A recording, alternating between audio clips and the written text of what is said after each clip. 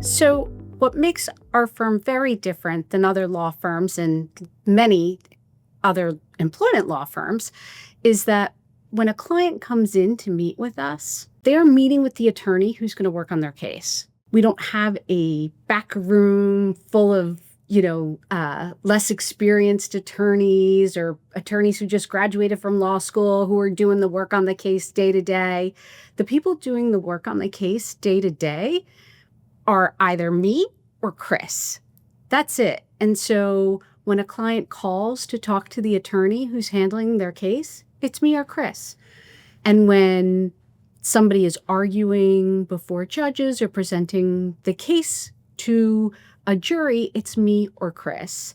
And that's really important from a client perspective, because if you go into a law firm and you're comfortable with the attorneys that you're meeting with, it's us who's doing the work for you. So you have a level of comfort with the attorney who's going to be handling your case the whole time. If you go into a law firm and you love the attorneys you met with, but they're not the attorneys doing the work on the case, you have no idea the caliber of attorney that's doing the work or even who they are sometimes.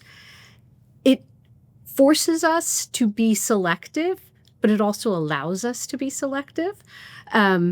And by being selective, it has the unintended consequence of our adversaries knowing that when they get, whether it's a letter or a complaint filed by the Lenzo and Reis law firm, that there's a lot of credibility in that complaint. And just because it's us who filed it, because it's us doing the work.